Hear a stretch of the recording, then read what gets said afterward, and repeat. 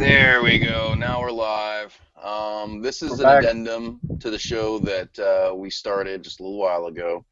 Um, we're talking about something that blew my freaking mind. Apparently, John's being critical of Plato's cave in John 1. And I never even considered that. So I think David's going to finish up what he was saying. Go ahead, Mr. David. Right. Okay. So yeah, before we got cut off, we got off topic on the subject of the fall of Rome and Catholicism and things. And honestly, I had somewhere I was going with that, but I don't remember. I think we were heading towards a trajectory that was still off topic, but was still rather more relevant to this conversation than we ended up on. So anyway, so I'll finish up what my reflections were. So anyway, as a summary, you have John beginning in conversation with this Greek concept, this Platonic concept, also a Stoic concept, and pops up all over Greek philosophy and thought. This concept of the Logos. It's this concept of this system, this rationality to the world. And in Greek thought, it's a very fundamental idea. It's an idea that goes back to various theistic systems, but and so you find it appearing, this concept of a God speaking the universe into existence. You find it even in ancient Egyptian religion. You find it certainly in Judeo-Christianity, with in the beginning in John chapter 1, and you see that, of course, alluded to with the way that John phrases the beginning of John chapter 1. In the beginning was the Logos, and the Logos was with God, and the Logos was God. But he connects this Jewish idea as well as he connects this Jewish idea with this Greek idea of the Logos. That the Logos is the logic, the rationality of reality, and used the term used there is literary or rhetorical. It's got this, of course, in the most common translation in the New Testament is the term word, but it can also be translated message. It can be translated reason. It can be translated logic. It could be translated, if you're going to stick with a literary or rhetorical term, you could call it grammar, the grammar of being. You could call it the language of being, or the script of being. And I think that with those three terms, you might come closest to an accurate translation into English, the full thought of it, as the Greeks understood it. But ultimately, I think that we're best not translating the term in New Testaments, because there's just so much to the idea, and we need to kind of understand the full breadth of this idea as it appears in Greek thought. So John starts here, and he's talking about the Logos, and he says the Logos creates everything. And my phone is now ringing for this discussion. Matthew needs a link, Eric, if you don't mind sending him a link. Okay, and I'm I think I getting. just already added him. At Okay. the same time that I made your phone ring. Yeah. I think so. Okay. All right. So then John goes to this metaphor of the light, which historically always confused me. Why is he jumping to this idea of the light? Why that metaphor, not another? And I think, as I described, that I've given a reasonable argument that John here is dialoguing with Plato's cave, which we presume his readers would have understood. It certainly was a very popular idea even in those days, not just in our days. And we have Johanan on air with us as well. Hello, Right. Johanan. Hey, welcome. I'm really happy to see you coming in tonight. Oh, cool. And So what's, Matthew just came in at the same time. Oh, perfect timing. With food. Yeah, Well, the you get really your- perfect thing about it is that this is right up Johannan's alley.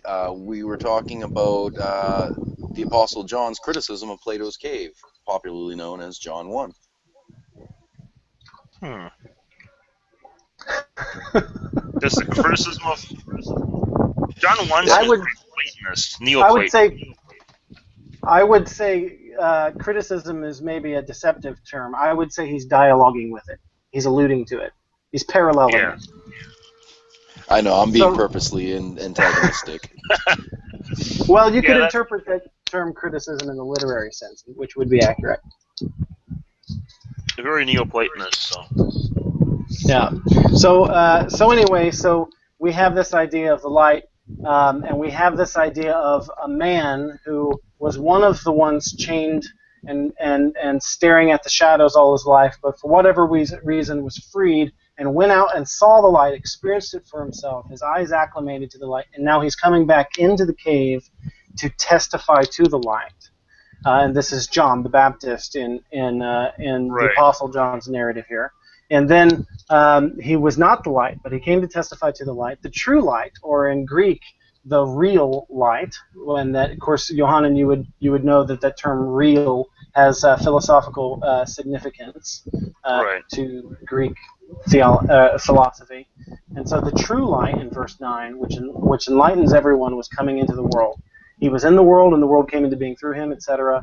I don't need to reread all of this for the sake of the broadcast, because we are just summarizing what we've already discussed. But here we have in verse 14 John saying the thing that is probably most controversial in this passage for his Greek listeners, as well as to his Gnostic listeners, who were a major part of his audience, possibly his target audience. And that is that the Word became flesh. The Logos became flesh. The language of being became flesh and lived among us, and we have seen his glory, the glory of a Father's only Son. And then he draws this into Hebrew milieu. He mentions Moses. He mentions Jesus Christ, and then finally we have John, this man who is representing the figure who testifies to the light. I'm sorry, what was that, Johannan? Can you say that again? Johannan?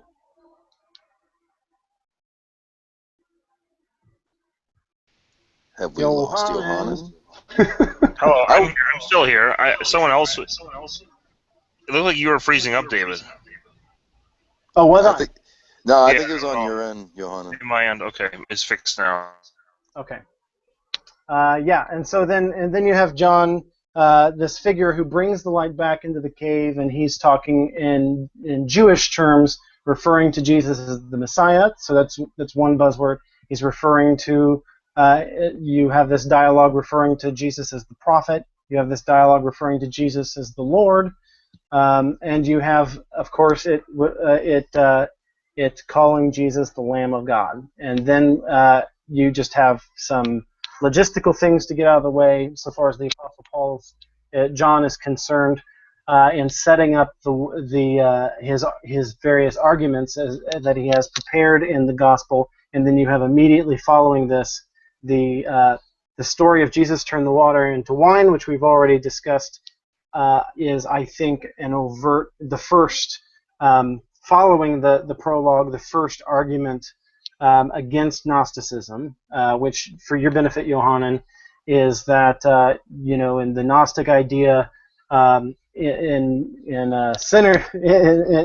a very similar thread that you see, as you see in Epicureanism and certain other parts of Greek thought, that it's the metaphysical world that's good, but the physical world is evil. And so they have a problem with Jesus' humanity and things. But then all of a sudden you see John, who's very overtly criticizing Gnosticism, going immediately to this story that doesn't appear in the other Gospels, which has the physical manifestation of the Logos controlling the physical world. He's in charge of the physical world, which I think implies, I think what John is saying here to the Gnostics Sorry, is my that... audio cut out for a second. No, that's all right. What did you miss? Or what did you hear? Everything before what you just said. Like, it was just like it we're talking about how John was talking to the Gnostic audience, and then Yes. we Yes, blacked right. out just now. So Yeah, so he's now all of a sudden he's bringing in the story that doesn't occur in the other gospels, and he's saying that the physical manifestation of the logos, the language of being, is in control of the physical universe.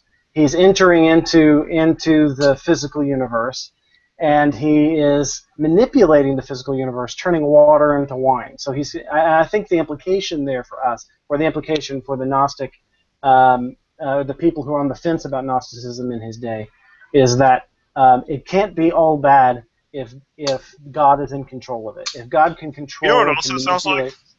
What's that? It from bit from physics. Wheeler's it from bit. Can you explain that for us? The word became flesh. Word is information, right? Yes. The word becomes flesh. That's a material thing. And so you have, that's the it. You know, the physical object manifesting from the bit, or the piece of information, or the word. Yeah. I'm not sure if I would limit the logos to mere information, though. Not mere information, but like, conceptually speaking. Okay. It's more than that, but it's an analog. Yeah, that's kind of a supreme bit of information rather than just any information, but it's still the same parallel. Living information. Yeah, well, that's what it is at bottom, right? It's all integrated information, so it's not just mind. Right. Yeah, mind, conscious information.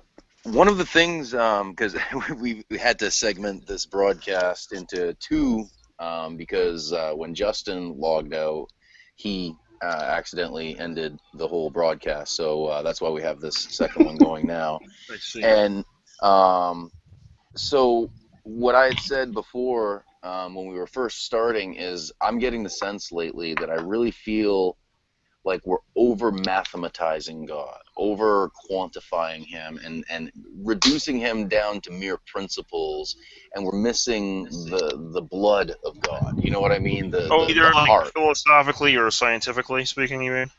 Well, yeah, it seems like we're in a lot of these conversations, we have the tendency to treat God very, very scientifically, and there's probably was behind some of that by accident. There is a sense of the loss of the devotional aspect, which I think is what Eric is getting at. Right. I may have contributed to that by accident. I apologize. Well, no. I'm not attributing it to any one person. I feel I do that myself too. But I'm saying I kind of set the whole tone with the whole. I mean, the entire notion of quantum idealism is you're taking what was normally seen in a devotional sense, but also in a faith sense outside the realm of science. Now it's all plunged in the realm of science. The whole, even spirituality, is now plunged in the realm of science. And granted, I've been trying to integrate them. Like my last video was, there was a component of science, but it was also about inner spiritual development. So I've been trying to bring that aspect back, but for a long time I kind of made it. Like, of course, that was kind of because we're the people we're dealing with are hardcore atheist skeptics, and so we had to hammer the daylights out of them. Yeah. So my thing is that I think that handling God this way is okay. We're handling him objectively, so long as we understand that what we're handling is metaphor, and what we're handling has to take secondary precedence to. So basically, at some point, we have to retire from reflection. We have to, at some point, microscopically in our life, retire from philosophy. This has to turn into an anti-philosophy in the Kierkegaardian sense, and that it has to push us back into real life. So if we get what's funny about that? You know what's funny about that is this is one of probably my most advanced scientific argument for God yet. Remember I threw a Mirror Darkly video, right? I'm sorry, can you say that again? Did you see I saw that one. Okay, so in that I had this big thing for like or more than half the video, most of the video up to the very end. There's a very strong scientific argument. And then I basically say, but you already know this. And I point out that it's not just, it literally isn't even just science. It's not even just philosophy. I mean, you can call it philosophy if you want, but it's really just immediate sense awareness of the world. Like it's that's exactly. I was going to jump in a minute ago. Immediately, the mind is immaterial. All this fancy physics reduces to idealism. So you have the mind is immaterial, dualism is false. It's just, once you get past the notion that there's external material world, then that becomes easy. And then there's the second part of it emerges from this inner space. Well, you're in this lucid dream. You're dreaming right now. Once you realize that, in a big sense, what's generating it are thoughts and ideas, and you're actually interacting with those right now. You can, just stop for a moment, think of some idea in your head. You can't find that idea. If you open your skull up, you couldn't find that in your brain. It's just not located in space. And so it's like, it sounds like spooky, right? I remember when I was in Nebraska, I gave this talk. It was a Sunday school. It wasn't the other talk that was uploaded, but this one was in a Sunday school. I kind of pointed some of the theological implications, and there was this beneath space-time that everyone was talking about with quantum gravity, and we were like, I thought, well, what is this mysterious thing beneath space-time? And it's so like weird and like spooky, and then we basically say, oh, and by the way, that beneath space-time is just the thoughts in your head right now, and you can confirm this by realizing that you can't find that in space-time. And I'm like, oh wow. It's like right that it's all this fancy science suddenly reduces down to immediate present awareness without even really philosophy added to it. Yeah, that's I was gonna try to jump in a few minutes ago, and that's exactly where my thoughts were going. It's not as though I agree 100% with both of you. It's not as though there's anything wrong with the intellectual aspect, but it is a layer of abstraction. It's a layer of abstraction you want to surpass it. That's the ultimate goal. That's that transcendent experience. This is where I'm going to pop in because you're going to talk about a beatific vision. I always trip up on that word. Yeah, but that's what you're going to talk about.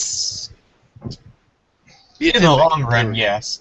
But it's like, in my own personal life, it is, excuse me, one of the reasons why I try to, almost as a spiritual discipline, bring into almost like a meta-synthesis my intellectual life with the devotional life. And that's, I guess, is where liturgy kind of falls into place.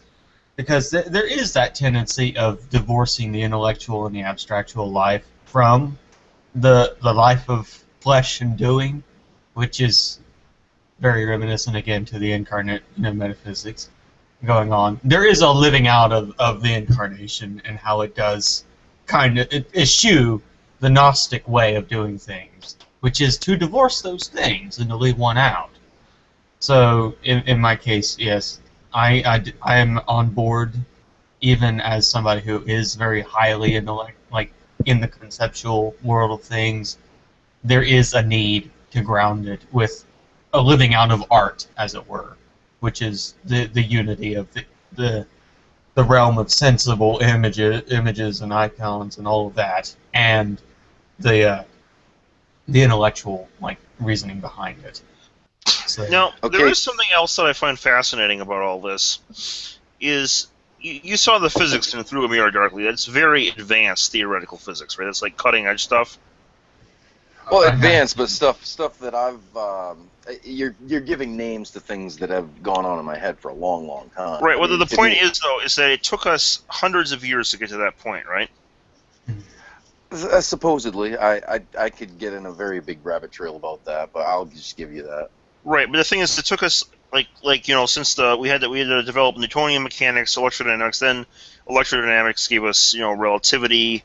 Then we looked at black body radiation that gave us quantum mechanics, and we had particle physics, which gave rise to superstring theory and loop quantum gravity and holography, and now finally this. And then we have this quantum aspect with quantum cognition, and then you put it all together, and suddenly it collapses down into idealism.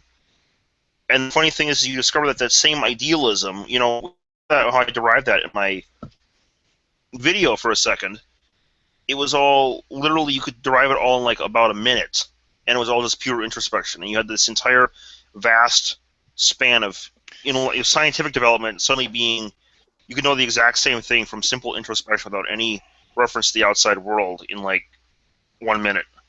Yeah, It spooked me out. It's like that was hidden. Like it seemed like all the scientific stuff is true, 100% true, but it was all like layers of abstraction that we're trying to almost like we already knew the answer, but we were trying to wake up to find the answer. And it took right. us that long to wake up. You just mentioned two different epistemological approaches. Right. One I would label intuitive, the other the mathematical approach. Nachmanides, about 1,000 years ago, derived these things straight from the Book of Genesis. Interesting. I mean, you've heard about Nachmanides saying that the universe consists of 10 dimensions, and he gets that all from Genesis 1. And his description of creation ex nihilo is very much that conceptualized idealism that we talk about these days. Interesting. So that, I would say, is a third epistemological approach, transcendent revelation in the form of the text of Scripture. And Sam Squanch is back. I thought you were going to bed, buddy.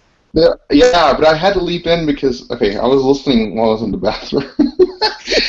So I was, wait a second, I have to leap in here because I think I was a little bit behind, but Johanna was talking about how, all these progressions in science led up into this moment where you come to this conclusion where the conclusion you could have reached with introspection within like a minute.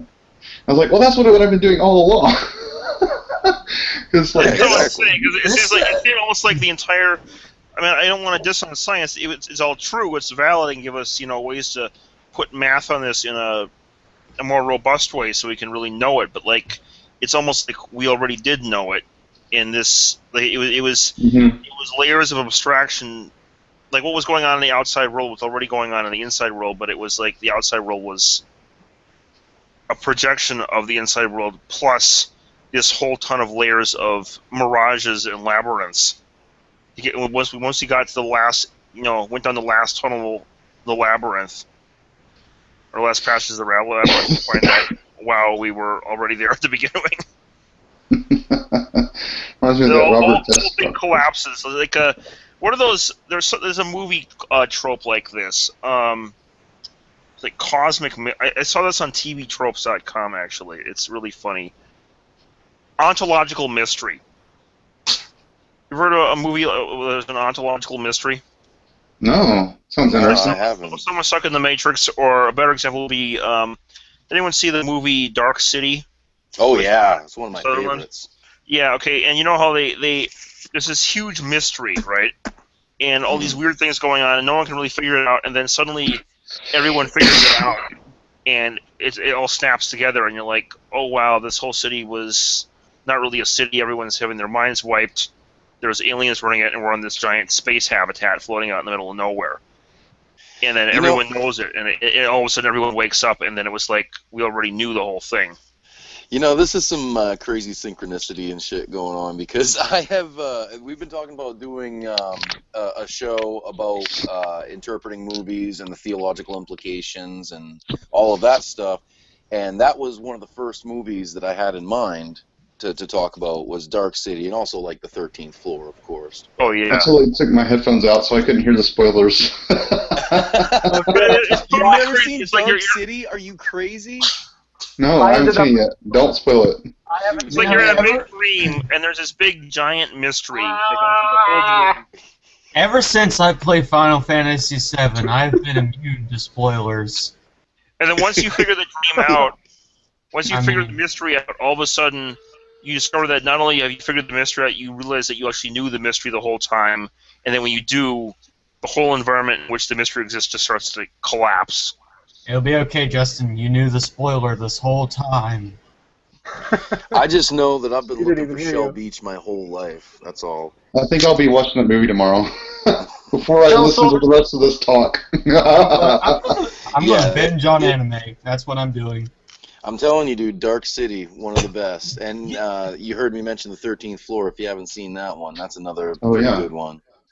And I mean, I could list off movies. I think you saw like maybe half the movies I listed off in chat the other day. So you got some homework, buddy. You know what? Sphere? Oh yeah, I read the book before I saw the movie. Huh. I'm a big reminded Crichton of fan. the fact that I finally got around to having a New Year's resolution, like in the middle of summer, a mid-year's resolution. What's that? I'm going to play more video games and watch more cartoons and anime. I mean, that is the complete opposite of everyone's kinds of resolutions, which is The I'm gonna man-child lose has weight. spoken.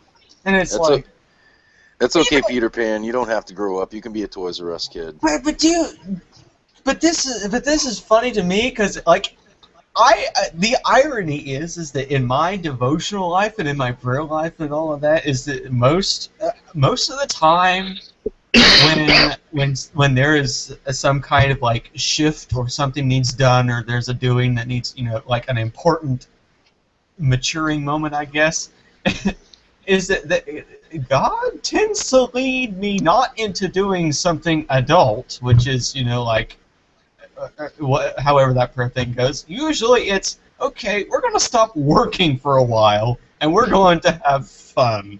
Like, you're going to learn how to be, you're going to grow up and watch anime, That's basically what it kind of amounts to. You silly little British Jew. What? I didn't expect the Jew part. What? Are you It's the mistaken, nose. mate? Go home. Go drink your home. I'm not even drinking at all tonight. Didn't you guys Maybe see me that's why you're drinking not water? making sense. That's The exactly more you why. try to defend yourself, the more we're going to make fun of you. Oh, we're gonna rib you hard, like right in the back with a rib, At least I'm not a Jew. Seriously, that's the way. That is the way that tend to flow out for me. It's that you're gonna stop. You're gonna. It's like, hey, we're gonna stop doing these things, and we're going to do something that's completely childish. That's exactly what a Jew would say. Eric. The guy with Asperger's is saying you're being a little too socially improprietous. I don't even social understand filter has half been the words blasted, you're and I'm using. like, you know what? Maybe you need to check your privilege. Oh my! I don't even know what we're talking about at this point. I don't know, but I know that it's offensive. That's saying something. See, there's a red light Why? shining You guys on don't David like right Jews? now. Are you something guys is- anti-Semitic? I'm not anti-Semitic. I love Reuben. Well, everyone's acting like calling you a Jew is such a bad thing. I mean, I've celebrated Passover before. It has so no.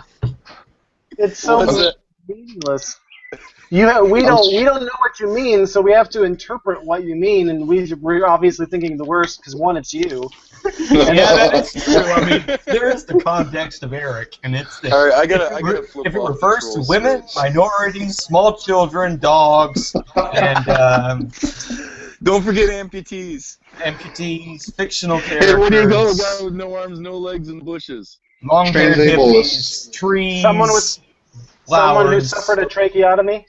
someone who's. Oh, geez, let's not go there. Oh my goodness. No. We should keep him in our prayers, by the way. Oh yeah, what? Does anyone know why Eric wasn't here And what's tonight? the latest update? I don't know about the updates, but hopefully he's okay. He hasn't mentioned anything to us about him or the state of his family member. But Yeah, that reminds me. I'm gonna check up on him. all right, that'd be a good idea. See, Yeah. everything works out pronoically, I find. We all get around to doing something loving eventually. See, you're not that Jewish after all.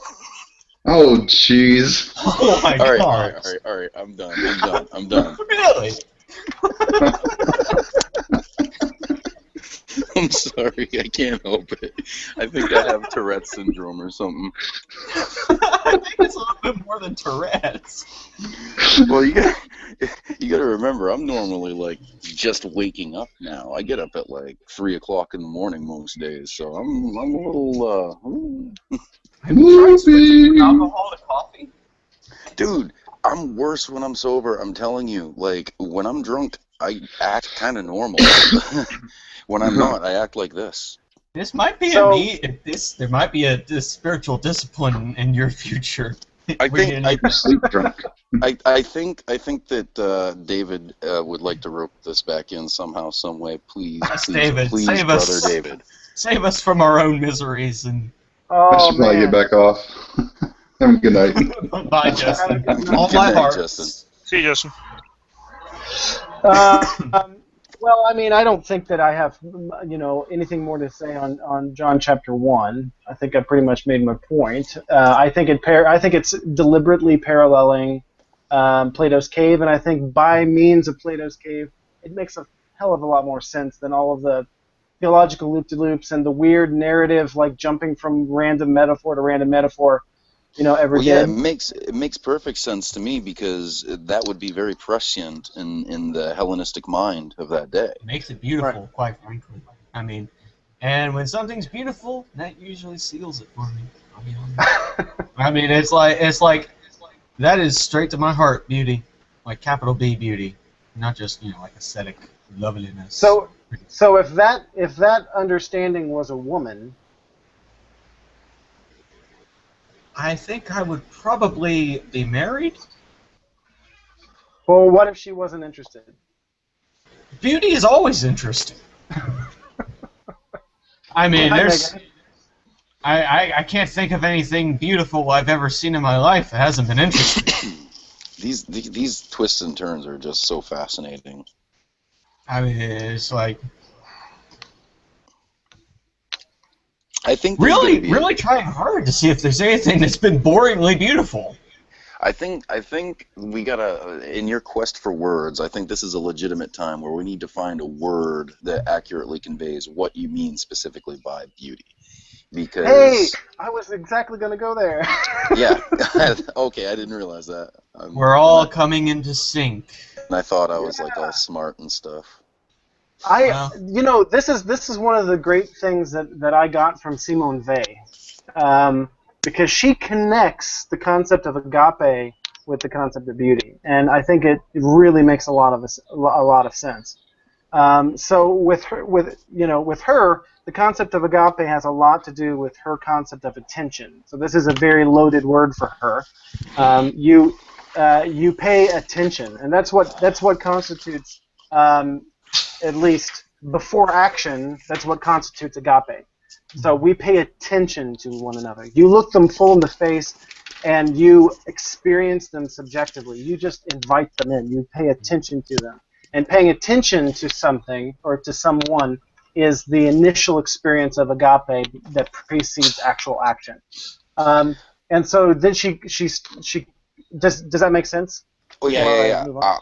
I just wanted. How much more do you got to develop? Because you just like totally sparked something in my head.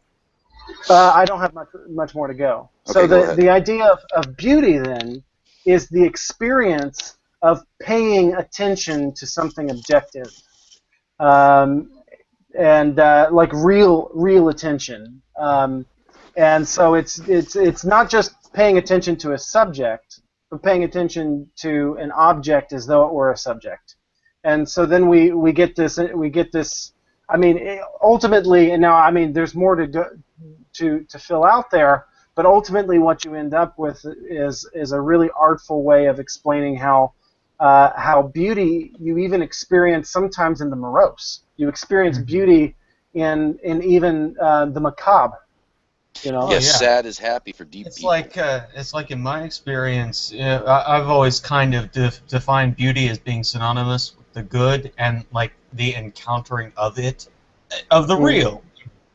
And so we're very much on the same page, even with different languages and grid work for expressing it.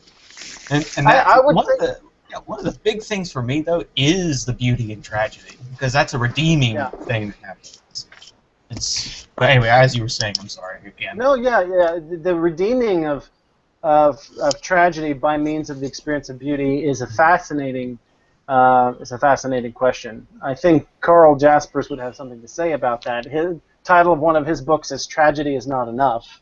And so he's saying we have to look beyond tragedy. The story of the world isn't just tragedy. We have to look beyond that. And I think beauty is, to use a word that Eric used earlier, is prescient of the telos of the world and how Is that how you tragedy is pronounce not it? the end. Is it Prescient? that's how you pronounce it? Yeah, I believe so. Okay, I think that it's kind of like with everything else in English, there are dialectual options. I'm not sure Right. if I've ever heard anyone Uh, speak it out loud. I've only read it and used it myself, so I don't know. I tend to pronounce it as prescient in my head. Yeah, that's how it doesn't matter. I was just curious. It's the aesthetic flow of the way that my tongue is structured. So here's the wild thought that jumped into my mind that I was chomping at the bit about, because I feel it kind of brings the whole conversation full circle, where I had begun talking about that over systematization of God and the mathematization of God and all that stuff, and trying to find the heart and relate it back to that. I love that you put the word agape there as being the truest meaning of the beauty that Matthew sees in those things that he calls beautiful. And then the thought that jumped into my mind is the Fibonacci ratio love? And that might sound like a stupid thought at first, okay? That might sound like a really stupid thought at first, but the more it circulates in my mind, I think that might be the bridge that I was talking about before. It's that mathematical expression of that intangible experience, reality, whatever you want to call it. It is what love would be if it was numbers. Does that make any sense at all, or am I just totally off the deep end? It makes poetic. It's poetically pretty. That's interesting. Well, I guess that's the best way I put it. It could just be a language thing. Like I don't really think in terms of like numbers as you do. The thing is like if you understand the golden ratio, okay, they've shown statistically speaking that faces that more match up to the Fibonacci ratio are more universally acknowledged as being beautiful. You look and you see the trees that look the healthiest are the ones where their branches There is something interesting about this. I wanted to interject because I found this. You saw my Principle of Gender video. Who's here seen that? I was going to watch it. I haven't gotten around to it yet. I've only seen one of The your basic videos. principle behind it is you have you start with like a unity, right? And then you take a bunch of dough and you get a cookie cutter and you stamp the dough out, right? And you have a subset that's stamped out of the dough. Now, what's interesting about this is the basis for the principle of gender. It shows up in various esoteric circles, right? This concept. And it's basically the principle behind emanation. You have the original starting point, the whole, and it emanates down. And the process of emanation is you take a chunk out of it, and now it's individuated. It's like a subdivision. And then you take a subdivision out of that, right? Well, it makes me think of the seed of life into the flower of life in sacred geometry. Does everyone here see the pattern, though, right? Like, it's you look at like those nautilus shells, and it's the remaining chunk is a subset of the previous chunk. Yeah, it's a fractal. And if it's a fractal, exactly, that's exactly what it is. And what's interesting, though, is I'm not exactly certain the exact math, because I could imagine, other proportions being cut out. But for some reason, the principle of gender concept, with the way that it emanates down, is actually supposedly mathematically connected to the golden ratio, for whatever reason. So here's my question on that. So thinking geometrically as and then quick addition. Sure. That the principle of gender is basically it's the pattern of love, right? This is the God creates what He loves. He stamps out a unit and He loves that, and then it proceeds on down, and this is supposedly a projection of male-female love, basically. And so yes, it's the pattern of love. If you were to put mathematics to it or something like that, which is kind of fascinating. When you said that you thought it was a metaphor, I'm like, no, there may be something a little more literal there than you thought. Go ahead. So the geometry there. So the thing that I'm not sure has been addressed is you've got the iteration, but what explains the curvature? Because otherwise the iteration would create a line that is always proceeding towards a point. It's a golden ratio, and there's the golden spiral. It manifests in multiple ways. I'm not certain why it would manifest as a golden spiral, but the golden spiral is one manifestation of the golden ratio. Did you guys get me relating that to sacred geometry a couple minutes ago? Yeah, I heard Yeah, that. this is basically sacred geometry. Yeah, the sacred geometry associated with the principle of gender is a fractal structure. It's a pair of twin golden spirals. Well, Or a set of counter-rotating golden spirals that. Actually, I put it in my video. Actually, it's kind of like a sneak move. Let me see if I can find it. I think what David was trying to get at is that starting principle. You know, how does that proceed from there? And that's what. Am I correct, David? That starting. So that sentence doesn't have any reference. That starting principle. Can you read? Okay, restate what you said before. About the line? Yeah. How does the line become a circle? Is there any way to upload files here in the group chat? Yes, there is. Yeah. Let me see. Here we go. Bottom right-hand corner. I found it. Yeah. Okay. So you have the iteration, but with at least the idea of the golden ratio that I have in my mind, it's always represented as something that has a curve to it. So you have the iteration, but what explains the curve? So without the curve, you have a line progressing always to a point. Okay, so let me start at the beginning and see if I can't find some way to make this make sense. And Johann, if you have a better way of explaining it, then because you probably know a lot more than I do. So in other words, in the curve, you have a shift happening. Well, I start before that. There you go. They're looking the right in the chat. Right. I actually can't. Okay, let me click on that. You gotta give permission. While this is going on, I was just reflecting back and connecting what David had said about a definition of agape, in our mutual understanding of it. Yeah, Johann, and you have to give permission to that file. How do I give permission? You have to go into the file and then go up to the top right-hand corner, I believe it is, and. Okay, 1 second. Yeah. Sorry, Matt. Top right-hand corner. Well. Oh, share gender fractal with who do I send? Just share the link and set it up so that anyone who has the link can access it. Well,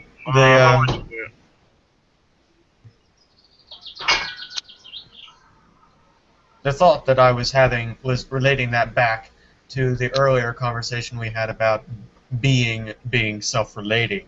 How with simplicity, and when you have the to be relating to itself as the to be, there's no loss of its personhood. Is it shareable? Is it viewable now? Oh, one moment.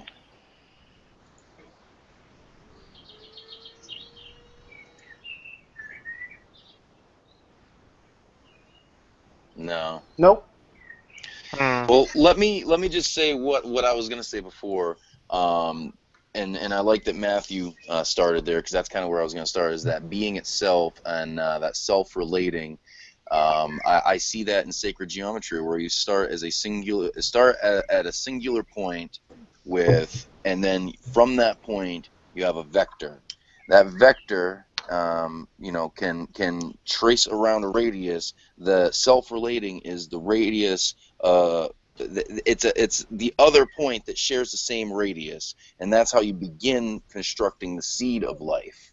That's how, like you had mentioned, the fractalated nature of things, and from that, all those mathematical derivatives are self-axiomatic. They come from just that relation, and from this is interesting. Because the seed of life, I left the normal way they derive sacred geometry is interesting and all, but I've always been interested in reverse engineering it because the basic principle behind it is valid, right? I'd say that geometry is associated with consciousness, and when you think of the whole concept of quantum idealism, where you have integrated information, aka consciousness, causing space-time geometries to emerge, there is a link between consciousness and geometry. Different conscious states will have specific geometries when projected into space-time. And I just see that this is a funny thing that I noticed, because I've always seen sacred geometry as being the language of existence, pretty much. And when you think about it, the two main figures in sacred geometry are the circle and the line, and how they relate to one another, which is where I was going with how you get the Fibonacci ratio. It's traced out by the pattern that's formed eventually by this iteration. But you have the circle and the line, and I was thinking to myself, this is like the binary of the universe, and it's like, oh yeah, 1 and 0. That makes perfect sense.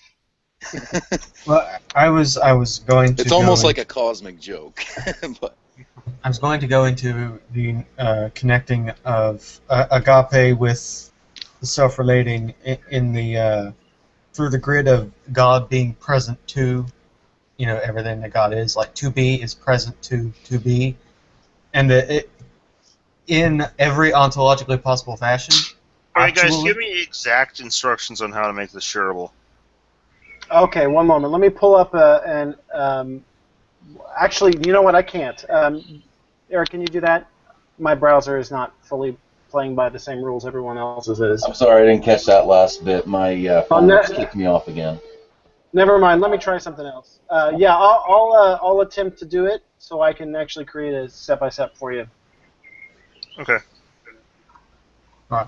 Well, the idea is that I had a discussion with Justin at a previous time about the idea of knowledge being, connected with omnipresence, the omniscience and omnipresence being simple. Makes sense when you have the idea of God being present to, being present to being in the sense of, of knowing, because knowing is being present to something of knowledge, as it were.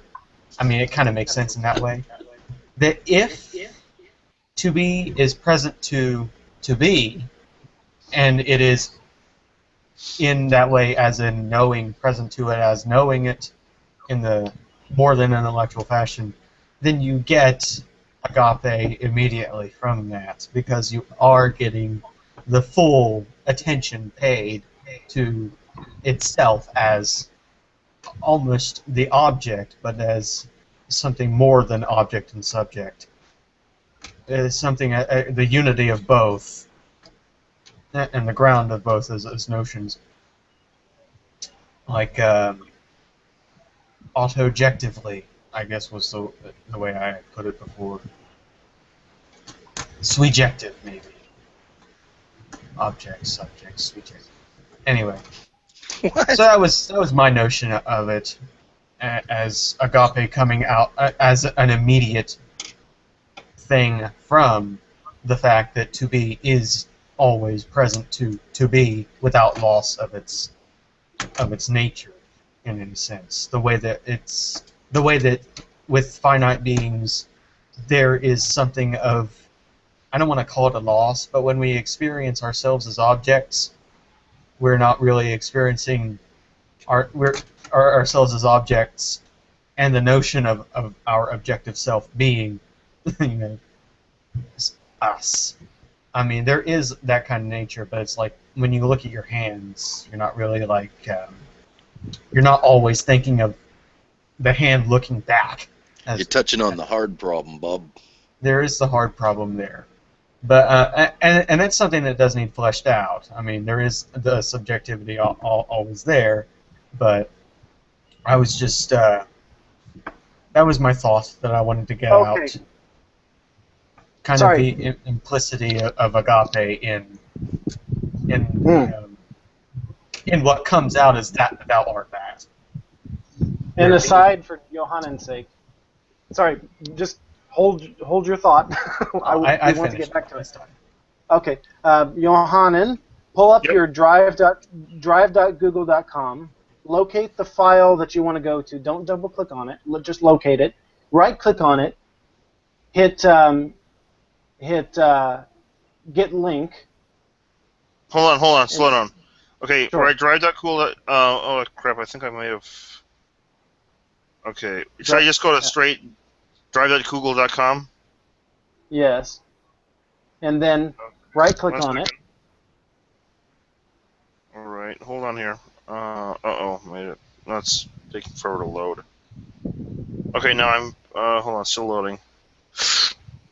Okay, so I go to the image that I want. I go to that one.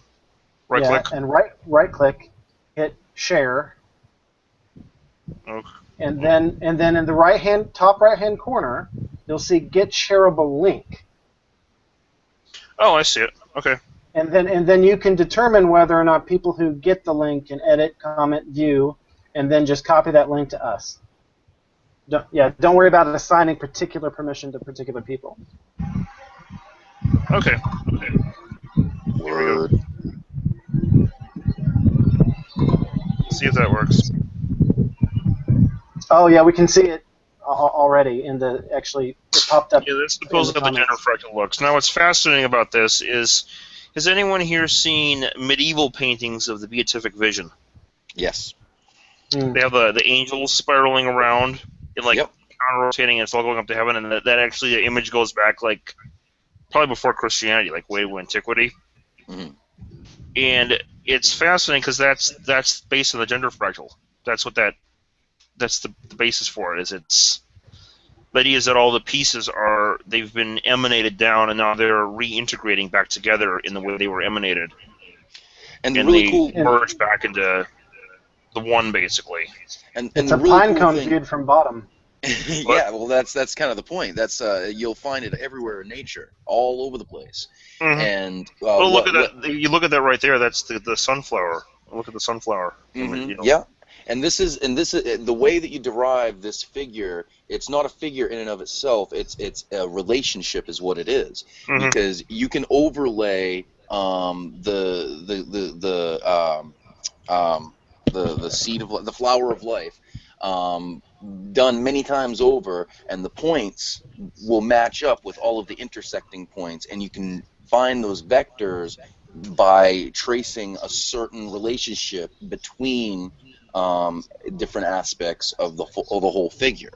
See, everything, you can get everything just from those two circles that share a mutual radius. Yep. I want to find some way to derive that in such like I get how to start from that point, but what I want to do is find a way to derive this from physics proper. Like I've gotten thus far on it. I know that's real tricky because I've been racking my brain. Well, ever since I've gotten some toys on this. Some things on this thus far. I know that you can get everything out of sine waves, right? That's just a Fourier series. It gives you that. Then we get the platonic solids, which is a fascinating thing. It's another function of the flower of life, but yeah. Yeah, no, that's a clue though, because the thing is, you can get the platonic solids out of the Fourier series, and the reason is look at the quantum mechanics of atoms. One of the principles, one of the boundary conditions in the Schrödinger equation is there can't be any jumps or spikes in the wave function has to match, right? So it has to match its boundary conditions. Mm-hmm. Well, on the surface of an atom, the boundary conditions are, the wave function has to match at each point, right? Yeah. So it has to loop around in such a way, and it can't just have a discontinuity when it finally loops back on itself. And so because of that, all the crests of the wave function on the surface have to be equidistant from one another. If they weren't equidistant, you'd have a jump at some point when it matches back, right? Right. And so when you think about that, those are equidistant crests, but now when the wave function collapses, those produce Dirac spikes, right? Mm-hmm. So you can imagine an atom with like a porcupine ball with a bunch of Dirac spikes shooting out that are all equidistant, right? Yeah. And as you know, there are only 5 ways in 3 dimensions that you can connect those Dirac spikes and produce solids.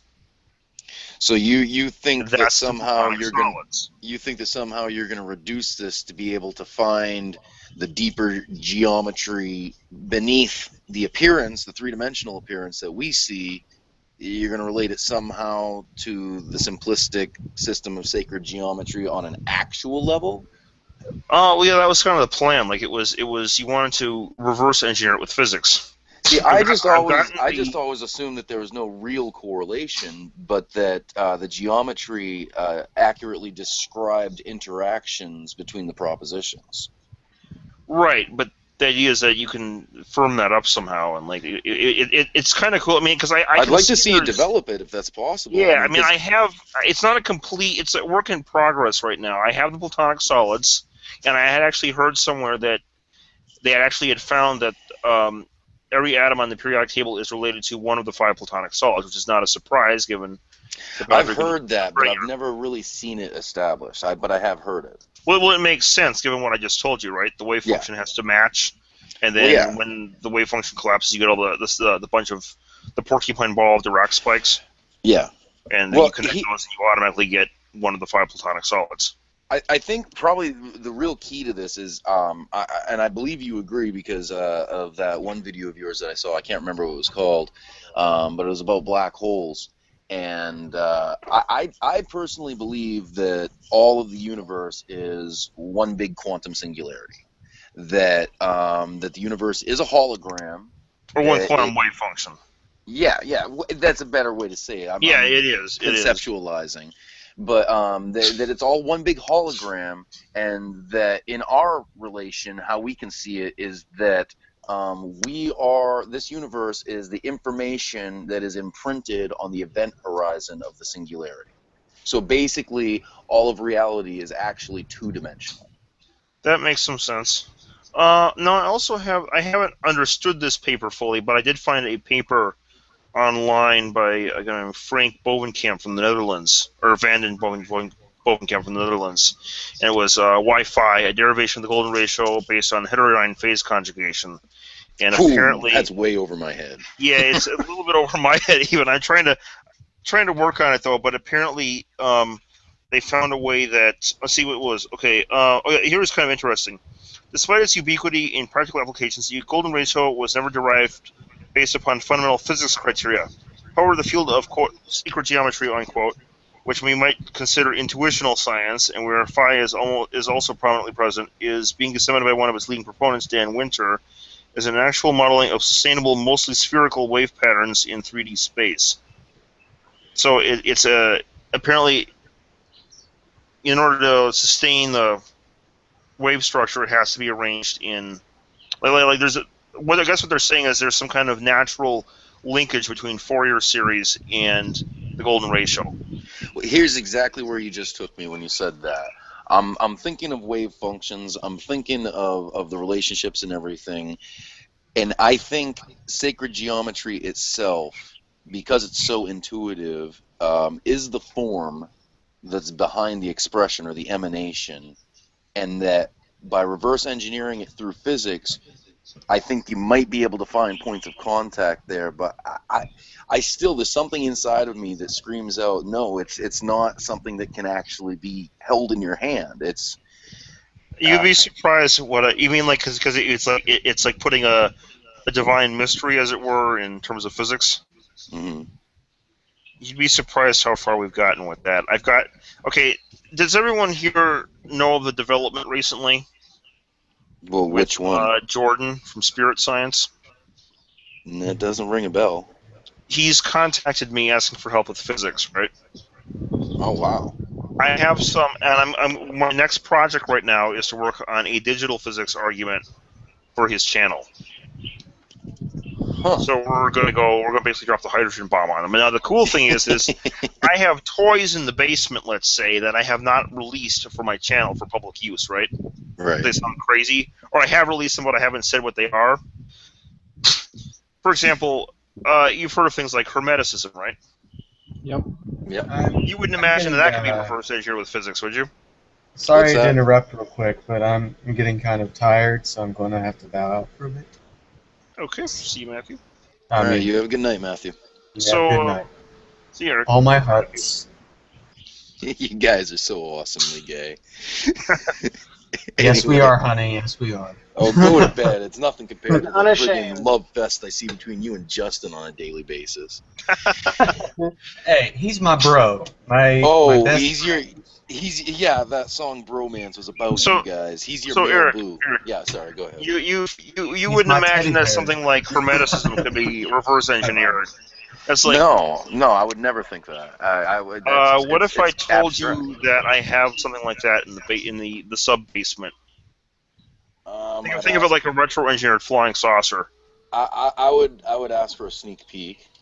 I already have a sneak peek. I released it, but I didn't tell anyone what it was. You saw my video Through a Mirror Darkly? Yeah. That's Hermeticism. That's the foundation for Hermeticism. That's the first three principles, and you can derive the other ones from those. See, and I'm only solid physics. I'm only casually acquainted with the concepts. It's not something that I've focused on a lot. Yeah. So the point is that some of this stuff that people think is underivable, right, is actually derivable. And when you release it, it goes way beyond just idealism. It causes people to poop their pants. Brown noise? Shit their pants. Yeah, exactly. Atheist brown noise. It's the atheist brown noise. And so the thing is, I haven't released a lot of this on my channel because it sounds crazy. But I'm thinking about this. I can actually make a much more thorough presentation of this stuff if I had to. Very solid physics stuff, like the whole. You've heard of the document called the Kybalion, right? No. It's like a hermetic thing. It was supposedly. I'm not nearly as educated as you. You got to remember, Okay, I get most of my stuff off the internet. Yeah, well, the whole thing. I found this. I was doing research, believe it or not, for my science fiction novels, right? Yeah. And I wanted a version of magic that seemed. I was trying to blur science and fantasy, sci-fi and fantasy, and I wanted a version like of C.S. magic. Lewis tried to do. Yeah, but I wanted to make a version of magic that seemed simultaneously. I didn't just want to do any sufficiently advanced technology because that's already been on Stargate and so on. I wanted to have something that could fit into a Stargate setting, but also could be seen as real magic in an authentic sense, yet at the same time fit into a scientific framework. Like it was plausible magic, as it were, right? Well, kind of like what the Matrix does. Exactly, but my idea was I took the idea of the universe as being like the Matrix, and I said, let's have a magic spell equal cheat code concept, right? Yeah. And let's actually work out the physics on what that would look like if that was for real, right? And so I actually had a model like this for fun, just to, present this so I could make my audience, make it realistic for my audience. And then I said, well, I'm a science guy. I know my science really well, but I don't know anything about fantasy. And I'm going to screw this up for my fantasy audience if I've seen Lord of the Rings and Harry Potter, but that doesn't really count for being an expert on fantasy topics, right? Yeah, Lord of the Rings goes pretty far. It goes far, but just being a fan of it, just watching it doesn't make you an expert, Right. So I figured I'm going to actually do my research into this stuff to, become fantasy fluent so I can, make authentic fantasy, right? And kind of find a way to merge it with my science fiction.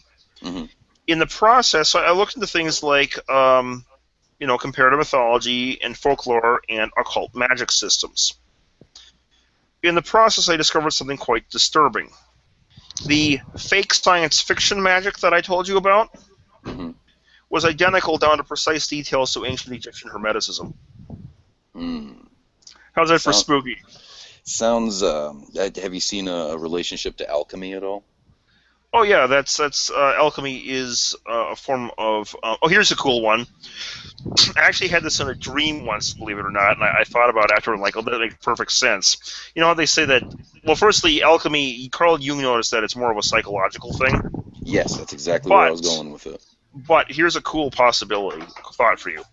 Okay, so they're trying to turn lead into gold, right? And there's a correspondence thing there where it means a base person being turned into a virtuous pure. But let's suppose. Well, yeah. That was a real fringe interpretation. Yeah, but let's suppose we take the literal lead into gold concept, right? Yeah. We're going to use alchemy to transmute lead into gold. In this dream I had this thought where we were in the physics building, and it was a totally bizarre dream. And there was a machine hidden in the basement, and someone was telling me how this thing worked, and then they said, how do we get this? And, like, they went to this office and said, we found this bunch of Mayan hieroglyphs or something like this. Is a dream, of course, right? We found this a bunch of Mayan tablets, and we had them translated, and it all scanned into his computer, right? He's showing me this on his computer, the dream. And there's these Mayan tablets, or Mayan bas reliefs with symbols on them, and they translated them, and they were instructions on how to build this gold-making machine, right?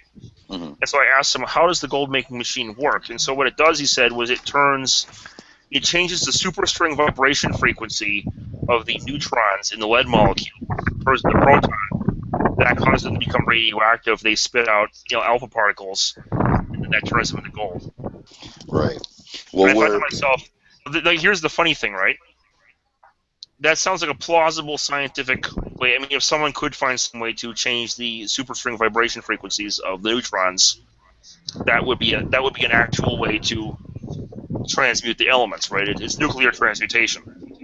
well, it would have to be the computer processing power required to. I mean, you're talking on the scale of quadrillion atoms here, subatomic particles, even not just atoms.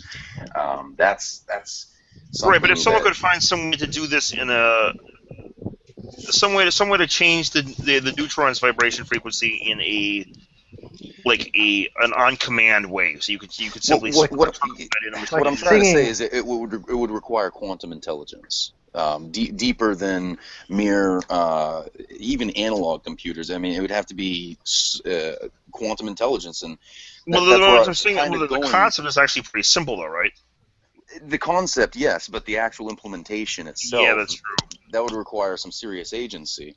Yeah. And where I was going with the alchemy thing, those symbols, all of those symbols, it goes back to the Pythagorean cult almost, where Well, they I'll get to felt. the symbols in a. Oh, sorry. Go ahead. Well, yeah, the Pythagorean cult, where they thought that numbers and math and an understanding of these things could actually alter reality.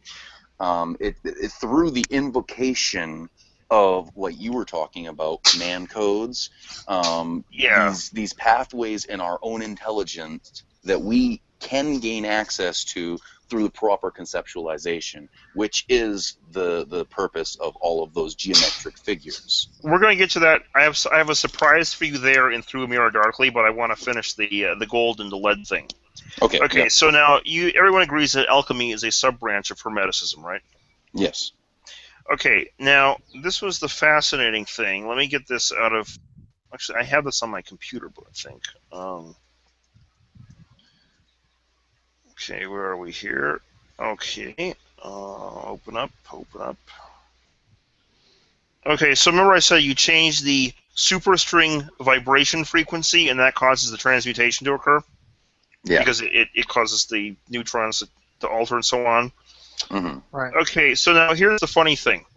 So that is, quote, real alchemy, unquote, right? That actually makes scientific sense rather than this crazy medieval stuff that, made no sense, right? So that actually Yeah. has real physics. It's superstring vibration frequencies changing, and then you have, the new it causes the atom, the lead particle, to become radioactive, and now it drops down and produces gold. Yeah. If you can find the Okay. agency for that. Okay, so here's the cool thing. So, as we all said, Hermeticism, alchemy is a branch of Hermeticism. Oh crap, where did it go? There was basically something. Hold on. Oh yes, here we go. A little reflection. This is on chapter 9 of the Kybalion, in the section on vibration. It says, a little reflection on what we have said will show that the student that the principle of vibration underlies the wonderful phenomenon of the power manifested by the masters and adepts, who are able to apparently set aside the laws of nature, but who in reality are simply using one law against another, one's principle against others, and who accomplish their results by changing the vibrations of material objects or forms of energy, and thus perform what are commonly called miracles. Yeah, I've had similar thoughts about that because I've watched a lot of documentaries about possible explanations for all of the miracles, like the large scale ones we see in the Old Testament. Like who is it? Velikovsky, who wrote Worlds in Collision. Yeah, well, Um, I think even a simpler level of this, because I mean, literally, if it's the Matrix, and a Fourier series can replicate anything, right? Well, right. Let me just finish. What I was trying to say is that throughout the years, I've seen more and more how I'm not a deist, okay, but Mm. I do believe that God is not in the habit of interfering with the natural order that He established, and Mm-hmm. thus I do believe that miracles, on some level, they're very miraculous. They're divine intervention, but not in recreating reality. There's nothing new going on there. There's just, kind of like you were saying earlier, like a cheat code. But Yeah, it's well, you know what my thought on, because I had an argument with Zora about this earlier, earlier about this, and the entire notion that miracles are violations of the law of nature, right? hmm That comes from substance dualism, the whole notion that there is nature and supernature above it, which violates nature. Now, there is a sense in which Absolutely. that is true, right? Because, I mean, there is a supernatural above the natural, or what we call the supernatural, what we call the natural. But when you get rid of dualism, that dividing line between natural and supernatural becomes blurred. I mean, there is a sense in which nature inside space-time, sure, that's what we call nature, and nature outside of space-time is what we call supernature. But if you really think about it, it's one underlying reality. What we call supernature is simply nature beyond space-time. Yeah, in my opinion, this is the source of a lot of theological errors, especially like what you're talking about with the spiritual being supernatural. If you have that understanding of substance monism, then Genesis 6 becomes very easy to interpret right off. And I've been adamant all along saying that yes, there were angels who were procreating with female humans.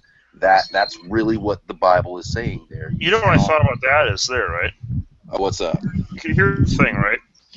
When you look at Genesis 6, that sounds like a biblical equivalent. The closest thing in the Bible there would be to quote-unquote ancient aliens, right?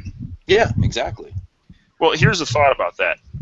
Let's suppose, given the age of the universe, we have, if you run across any civilization out there, it's going to be thousands, if not millions of years more advanced than us, right? Well, mathematically speaking, most likely. Just on average, it's a chance. Okay, now, this is kind of an interesting thought. We assume that they're going to be limited by the kind of stuff that we're limited by, but if they're that much more advanced, there's no, Kaku was even pointing this out. He said, some of these UFOs, if they're dealing with a civilization that's like a million years more advanced than us, who knows what we're going to expect, and that makes the possibility of UFOs quite plausible, because just on a Bayesian account, you extend that out, logically, and there's a good chance that a fraction of those, anyway, will be real things, right? But now I want to take this another direction, given what we know of idealism and some of the weird possibilities that are allowed by this, right? Well, what do you mean? Well, if the universe is mental, you could imagine, say, uploading consciousness. Yeah. Like it really is behind space-time, but you could imagine programming it in such a way that it could retain its unity behind space-time, and you then have a disembodied mind floating around in the spin foam.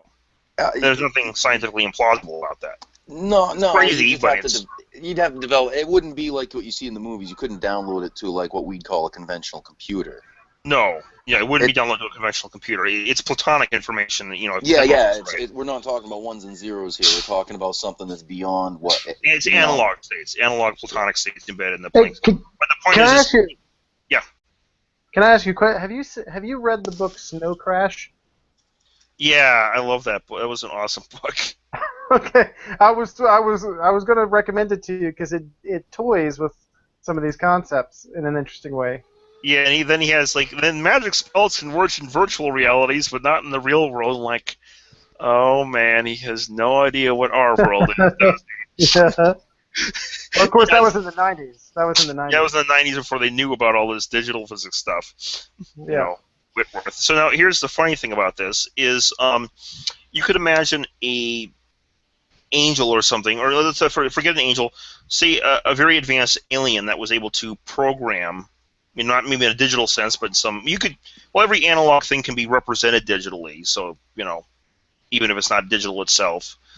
So in that sense, you could program the spin foam or manipulate it in such a way, a specially organized way, that would essentially allow you to transcend physical reality. You could have disembodied minds, in a very scientific sense, floating around behind space-time in the level that space-time emerges from, right? Okay, I just posted a link. Have you seen the movie Lucy? Yeah. Yeah, exactly. So it's like that. Or also in a lot of regular science, like the Q on Star Trek or the Ascended Beings on Stargate, right? Yeah. Or the what are the name on Arthur C. Clarke, the Firstborn, right? They I'm not eventually familiar put with that one. themselves into lattices of light, and they floated on, and they're like incorporeal beings now. So this is like that. But the thing is a sufficiently advanced alien race, even like a couple thousand years more advanced than us, would eventually get this, right? I Yeah, mean, that's we already a see scary thing. we I can think see I how this is know. flaw. I think I know where you're going with this. You must have seen that movie Interstellar. You've seen up on all of these ones. Yeah, I used some Yeah. of the music for that in my. So, and this was But brought my, up. my point was, well, hold on, just let's finish this Go ahead. concept, right? Go ahead. Okay, so you have a race, a universe full of these, races, right? Hmm. And most of them are going to be that much more advanced than us, right? Yeah. So here's the weird thing: this is not an atheistic universe; it's a theistic universe because it's idealistic. You can even go up higher levels of higher frequencies, if you will, and get closer to God and so on. Hmm. But now here's the thing: is you also have this universe populated with extraterrestrials, you might call them, or just beings of some kind that can transcend physicality because they can upload into spin foam, right? Hmm. Yeah. And I just gave you a very plausible account of how this could happen. It's simply, nothing implausible about it. You simply, if quantum cognition is right, the mind is already on local. You simply manipulate how it's contained, as it were, Yeah. and you can have them floating as though they were in bodies, but not in bodies. They're now floating around non-corporeally. And then, if they're sufficiently advanced enough, they could then manipulate physical reality and materialize back down into physical forms, right? Well, won't you just come out and say it? You think that the angels are us from the future? Or not us, but maybe it could be something else, some other race or something. Right. But in And some way or that's form, where this is going. This is where this is going. But the whole time thing, travel. We were talking about this just the other day, weren't we? yeah. Or I wasn't on the other day, but No. In chat, you and I. oh yeah, I probably yeah. So what's funny about this is you let's say you look at the average Christian will say that UFOs are demonic, right? Yeah, I would And disagree then with them, but on the flip side of this, though, you have those atheists who believe in such things. But many atheists are skeptical, but oftentimes you also find atheists that do believe in such things. Mhm. Even atheists will believe in ancient aliens and the whole nine yards. And they'll say the converse. They'll say that what we were calling demons are actually UFO, aliens, right? Yeah. Well, on the model I just gave you, there is no appreciable, other than that we call angels and demons supernatural and aliens natural. There is no discernible difference between an angel and a demon and an alien on the model I just gave you, right? Except that there's a natural supernatural dichotomy. I think it's a distinction of magnitude, because what we're basically coming down to is not so much a sharp distinction between the spiritual and the physical, but a gradation. Right. And now the other thing is then the natural supernatural dichotomy is a product of dualism. But Yes. we're idealists. We just get rid of that, and now suddenly the only remaining distinction between the two has just vanished. Mhm. They're the same thing. Like I And so- said, it's just a matter of magnitude. Yeah, and so what's totally funny is I've gotten atheists, I've trolled atheists with this before, like, and I show them the Hermetic stuff, right, and they're like, oh my goodness, how did that happen? Like, how did they, the physics on this, and they totally freak out on me, right? Mhm. And it's hilarious to watch. It's like sticking a stick of dynamite in someone's brain and then lighting the match. They accept the dynamite. I showed them the physics first. They accept the physics. Some of them are even physicists, right? Yeah. They'll accept it like, oh, this makes perfect sense. This is a really good idea, I've gotten like theoretical physicists tell me this actually, right? Mhm. The videos I make on this are really good and all this. And then I light the fuse on it, and all of a sudden like a bomb. They said like a bomb. One person said I felt like a bomb just exploded in my head. Well, the And thing and so then they trip out, and then they're like, I wonder how the ancients knew about that. There certainly wasn't any particle there wasn't any yeah. particle accelerators on Earth. I wonder where that would have to have come from. You see, and the Oh thing is my the idea, And so, atheists don't. The atheist physicist is a relatively new invention. okay, the funny thing is doing this. I've told one of my friends, Era, he's like a hard transhumanist atheist. But he loves me trolling him with this stuff. Mhm. Like he actually like envies me kind of. I've literally gotten atheists, like on some occasions, if they're the open-minded ones, getting them to believe in literal talking snakes within the course of 3-hour conversations. The catch is, of course, these talking snakes have, they're not really snakes. They're serpents with legs, with spacesuits and flying saucers. Our But they had reptilian that, overlords. yes, exactly. And then, like, all of a sudden believing in talking snakes from Genesis. See, Of now course, I'm trolling them with all this, but it's I like hilarious. the way you think.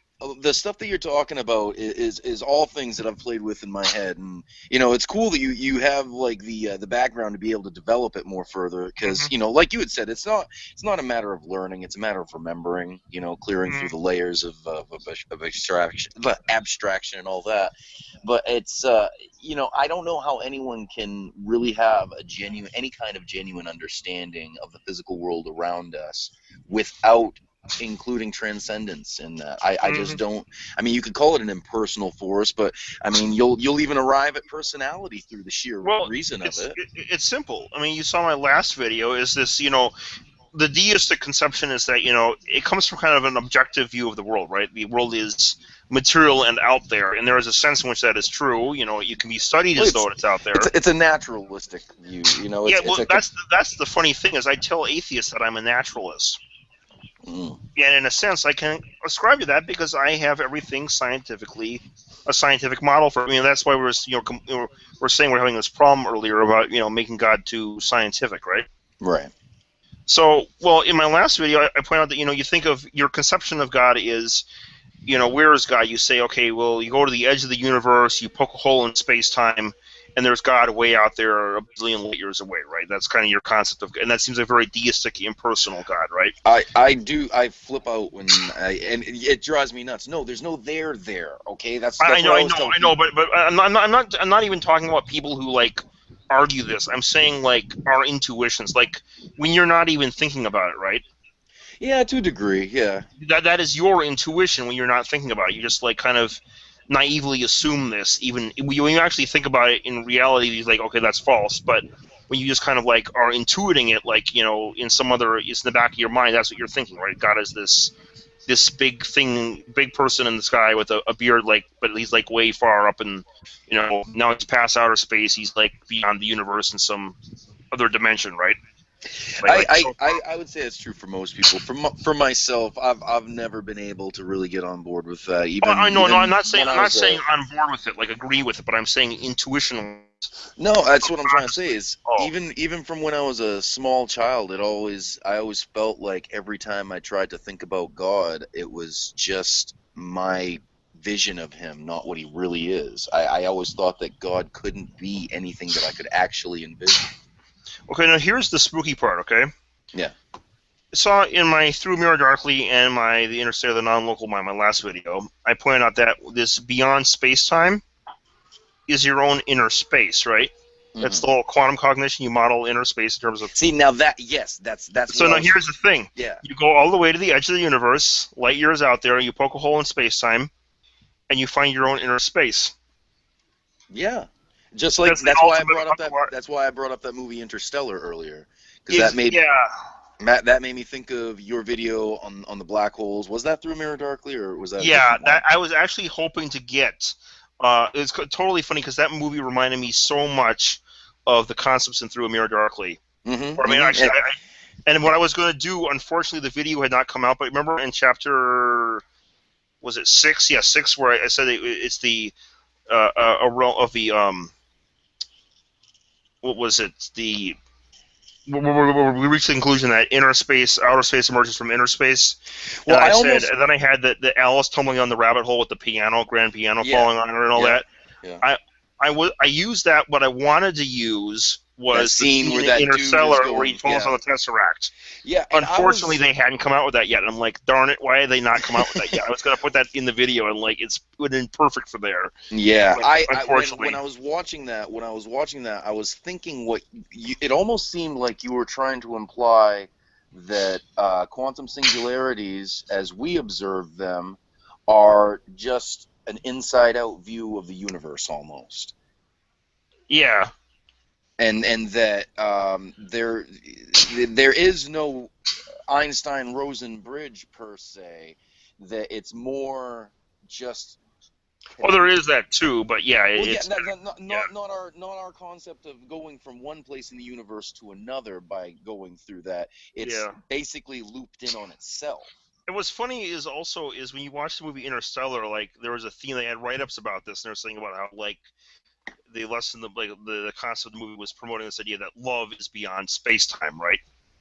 I guess I could see that. I thought it was just a good thought project. It was. It was kind of like fun. Like there, it fit the concept another way because now that's your inner space beyond space-time, and it's like. Oh, I felt like the movie was.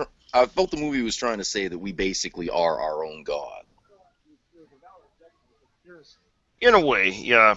That's of course, God is more than that, but yeah, God is within, even though God is more than we're not God, but right. What I'm seeing out of a lot of theistic quantum physics for the past few years is this idea, because this dude came out with a book like, I don't know, 10, 15 years ago. I can't even remember who he was, but he derived the Trinity from sheer physics, sheer physics all around. And he said that God is a physical necessity, and one of the reasons for that is given enough time, anything that can possibly happen eventually will happen. Will happen, right? Yeah, and so an ultimate being must exist unless time has an end. Yeah. Which I disagree with that, but at the same time, it is a good theistic argument, and so I kind of figured that that's what Interstellar was trying to get across, is just that we developed. Johannan? Oh, sorry. Go ahead. Have you heard of? There was this guy. I saw a video one time on like quantum mechanics in the brain. So like axons and things. The quantum entanglement involved in the actual process of. So like microtubules and stuff. Like I think it's. Oh, Hammeroff. Yeah. And in so your what do you think What do you think about that? That makes sense. Actually, I was gonna, for my video with Jordan, I was gonna put this in where they had, well, when you tie integrated information theory, what you think about it, it's really very intuitive, right? Because that's all ideas and sense perceptions are really just integrated information. Mm-hmm. They're integrated information flowing in through the senses, and that's what it's integrated. So now the Tononi said as a definition of integrated information is when two or more pieces of bits of information act as a single unit. Well, that automatically, Dario had given me a quote on this, where he actually found this from one of Tononi's things, where he document or books, I think, where he, or maybe it was a book or a paper, but he had said, he actually explicitly had mentioned that entangled information is automatically integrated because it behaves as a single unit, which makes sense because the two entangled particles cannot act as separate particles when they're in super. That's why they are able to affect each other instantly. Is right. They take the opposite property of the other. They act as a single whole. And so because of this, whenever you have entanglement, you have consciousness. Well, according to Hammeroff, who's an anesthesiologist, when the brain is going, there's a whole bunch of activities, and the only activity that is shut off in anesthesia that turn off consciousness is gamma synchrony. And so therefore the consciousness is somehow in the gamma synchrony rather than any other brain function, right? I'm sure you've heard the idea that our consciousness is linked to our brain through the pineal gland, right? I've heard of that too. But hold on, we're gonna ignore that for a bit, but just right, I was just relating that, saying that could be. But what was interesting was he said according, there's a paper by some people who had mentioned gamma synchrony, and they had actually said that this is the only way according to the behavior of gamma synchrony, there are proteins in the front and the back of the brain, and by the way they behave, they're necessarily quantum entangled. And so it's fascinating because right there you have quantum entanglement in the brain, which is consciousness. You shut the gamma synchrony off, which is you shut the entanglement off, and the consciousness disappears, and you have anesthesia. And it's like, there you go. It's like that's the not only the experimental evidence for it, but also the theory behind it, right? Yeah. It's perfect because now it's actually working theory of quantum consciousness with even a practical application of anesthesia. Well, I'm gonna be getting out of here pretty quick because I'm getting tuckered out. It's I don't know what time it is where you're at, but it's like 4:20 here, so I am dead tired. I wasn't even gonna do the show tonight. It is Somehow. 4:20 Oh. p.m. here. Yeah, by the way, before we go, this is Yep. totally cool concept. I've been studying this for a bit, and I sometimes shy away from syncretism on my channel, and but I am interested in comparative religion at the same time. hmm And especially looking at an idealistic framework, I've realized that you can actually model. You saw my video, Why There Is Evil, right? I've watched No. almost all of them. I only missed Okay, like well, I 2 or have that 3. whole thing with the fallen state, with the knowledge of good and evil triggering real evil because of its Yeah, idea of yeah. privation. Yeah, I saw that one. And then I later had the other video on privation where I worked out what that means and all that. hmm And it was cool because when I had the full model of deriving how to derive privation boni from scratch and what it all means, I then was able to go the full 9 yards, and I found that there is an isomorphism between the fallen state shows up in a lot of, in Buddhism they call it ego consciousness. hmm Hinduism it's called duality, right? Yeah. Then we have Hermetics, which is low vibrations, and Kabbalah, which is the shattering of the vessels. Yeah, And they it was all cool. missed the mark. They all missed the mark, and I think that you hit it when you were talking about it's not an actual change of substance, but a change of organization. Change of organization, but the shattering of the vessels is a change of organization. Right. The That's the whole same stuff concept of is, telepot. It's Yeah. all shattered. It's broken shards. but the stuff is still there. It's It still just there. doesn't It's have not the order disorganized. that it had Exactly. before. And so what's cool though is when I thought about all this, and when you translate each of the pieces together, you discover that what's going on here. There's the Abrahamic tradition, the Buddhist tradition, the Vedic tradition, Kabbalah, and Hermeticism. They're all describing the same thing from different perspectives. It's the blind man and the elephant thing going on. Literally, yeah. not just a metaphorically each other. They're actually literally each other. Yeah, I And think you it can was. actually model the fallen state in terms of broken entanglements. Wasn't it Pilgrims Regress where C.S. Lewis talked about that there was one people who was given the law and another people were given pictures, Right. relating that to the pagans, saying that the pagans Sim- also. Sorry, go Simone ahead, Dave. Weil talks about a lot of the same things. She goes all the way back to the Pythagoreans and Mm. talks about different connections. And there's some really interesting stuff that you can. I mean, we have some amazing information from the world of linguistics, going back and reconstructing certain aspects of the Proto-Indo-European culture, and some of those things. I mean, and we're talking about. You can find similarities in languages which today you would think are completely unrelated unless you're familiar with the world of linguistics, like Hindi, connected with Greek and Latin and German, and Egyptian, and there are actually connections. I mean, you have and some of the words for deity go back that far. And it's amazing how similar there are certain deities and certain words following those deities all throughout all of these different cultures and all these different times. Some of which have retained some of their meaning even today. Like Uranus and Anu from Sumerian mythology. I mean, Anu is right in Uranus. It's the same. Eric. You just said that perfectly. I'm sorry. Anu is right. Man, All right. I thought I was a little uncomfortable. Well, you also What? you have Jupiter. The etymology of some of these words actually ultimately go back to something to the same thing. Jupiter, Zeus, Theos. All of these, I mean, there's actually, just so much. if you look at the ancients, they had like examples where they would actually identify. They knew it wasn't just a matter of my pantheon versus your pantheon. It was actually like common knowledge that what the Greeks called one type of deity, the Egyptians called another deity, and then the Sumerians. I've been really. And this was known between the Greeks and the Egyptians and the Babylonians and so on would actually acknowledge that this was the same deity there, when they just had like different dialects referring to the same thing, and there was They were referring to the same God, basically, but it was just different sets of names. I've been debating a lot of atheists lately who cling to that idea that polytheism was always the norm, and I vehemently reject that. And I say, no, everybody always had their God, their singular God. Everybody It was always had henotheism. their... There's this pantheon beneath, but there's the big God on top. So. Yeah, exactly. You know, ultimately, almost every religion, except for, well, even Hinduism gets to that with Atman They have Brahman. Brahman, yeah. Yeah.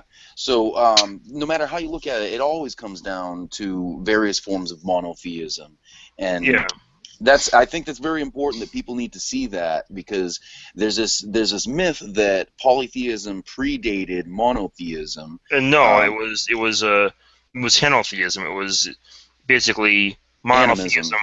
Monotheism plus, but even with animism, like say you look at Native American culture, they have some animism going on. They also have the Great Spirit, which is exactly, God, you know, or the Wankan, what's the name of it? The Great Mystery, they call it, right? Mm-hmm. Yeah, we were actually talking about henotheism earlier when we were talking about how some of the Stoics and some of the other Greek thinkers actually exalted a particular god. And so that we brought up the case of Cleanth's hymn to Zeus, and how actually it sounds Judeo-Christian in the way that they describe the character and the relationship. Actually, Paul mentioned referenced the hymn to Zeus in Acts. Marcel. Oh, is that in him we live in? Exactly. He said, "Well, even your own have our being." Yeah. Right. And so henotheism is it's monotheism plus a pantheon below it, and like if you say sure there's other spiritual beings, there's angels and seraphs and who knows what else going on that we don't even know about in the Bible, and yeah, sure there's nothing wrong with having a god and then some spiritual administration beneath that, basically, right? I don't even have a problem calling them lesser gods. I mean, that's kind of the language that the Bible uses. It's no big deal with that. It's we've grown unaccustomed to it, but it's just they are what they are. It's not saying that they're God. They're just they have authority. They're beings that happen to be they have authority over a domain. To me, that's a complete sovereignty over a domain. Yep. That's why God doesn't make a habit of stepping in. When there's stuff happening here on Earth, because that's the domain of a particular agent. That agency. And that, to me, by the way, is what demons are. I think they are good, useful spirits that have a function in this universe who've decided to go their own way. Yep. So, on that note, guys, I really gotta go. All the birds are singing outside, which means I'm way too late to bed. Good grief. Huh? Yeah. I think you're hearing that my wife likes to play bird noises while she's working. And I think speaking of trolling people, I've had situations before where I've taken atheists, like full-blown atheists, and they end up becoming like scientific-minded atheists, becoming Christians after a very short period of time. And the catch is they believe like the whole Orthodox thing, with the framework in which they believe it, looks like some crazy science fiction, like up the lines of Mormonism or Scientology. And the thing is, I can do this. I've gotten very proficient at this now. I can take them and just like drop this stuff on them, and like their head goes spinning, like, "Oh my goodness!" Use your powers for good, not evil, my friend. Yeah, I've experienced some of the same thing with my philosophy approaching from the concept of infinity and finiteness, and Eric has heard some of that. But where that started was I had explained that to several Christians, and they'd said, "Hey, yeah, that's good, that makes sense." But then that wasn't sufficient for me. Like, it doesn't make okay, some Christians like an argument for theism, big deal. Of course they would. So then I ended up sharing that sort of by accident in a meeting of mostly atheists and agnostics. And at the end of it, all of them were telling me, "That's a really good argument. You should write that down. Write that as a book." Yep. Yeah, I mean, so it's interesting the things it's just the big thing is that I think with atheism, the mainstream of atheism is a reaction, for one thing, against theodicy, and there's and it's also a lot of assumption. As theists, most theists didn't come to theism by a process of rational argumentation. They And can't I take think it because they were told it, right? right, and I don't think most atheists came to atheism by a process of rational argumentation. Right. They came to it because that's how they experienced the world. That's how they interpreted their experience. Sorry, go ahead. Oh, sorry, I was just yawning. Oh, yeah. So we have to. So we not necessarily all of the best ways of approaching atheism is through rational argumentation, because most people don't go from one or the other by means of rational argumentation Right. in the first There place. is a big. You might want to check out a friend of mine, Christopher McHugh. He has New Apologetics, and he has some very interesting takes on theodicy that they really, and like a lot of the theodicy we see today is crap. And basically, he's pointing out that all this evil stuff that people assume that it's all in God's plan somehow, and he's saying no, it's not. None of the bad things that happen are in God's plan, and the way out of it is unfortunately painful. But none of the entire thing. People will say God is doing things to people for good end, right? Or Right. or maybe he's even testing people, unquote, right? And of course, that's going to end up inciting people against God. Hey, I just came Yeah. out of Calvinism. I got no problem with that stuff. So Well, the thing it's is, like a lot of- the but reason why. But the Go ahead. the point I was making, though, is that in his theodicy, he points out that none of this is actually true, and it's and basically as a result, there's people getting a very demonic concept of God, Yes, right? absolutely. That's where I was going. Once I framed, I redefined for them a concept of God from a different angle than from the preconceived idea of what they thought the Judeo-Christian God must have been or must be. And once they got the picture of what a genuinely good God would be, they went, "Oh, wait a minute! I have no argument with that. I have no problem with that God existing. That would be a good thing." You guys are gonna get me on a whole new conversation, and I got to go to bed. Anyway, though, I've noticed though that it's totally hilarious because I've seen atheists tell me that my arguments for God are so much better than, and I don't want to brag or anything, but they say they're better than William Lane Craig's arguments. I'm like, oh, you got to be kidding me! It's funny because I go past that to the point of getting them to believe in literal Bronze Age mythology. It's like a joke, right? Like Bronze Age mythology is all this nonsense, right? Supposedly. I start getting hardcore atheists to believe in Bronze Age mythology, often with a science fiction twist, but in literally the course of like a 5-hour conversation. I can do this. But I can do this in a very efficient manner now, to the point where it's like just on an assembly line, I can start. It takes a successive set of head explosions, but they're all timed perfectly. Next to the guy's spinning, he's totally tripped out about this.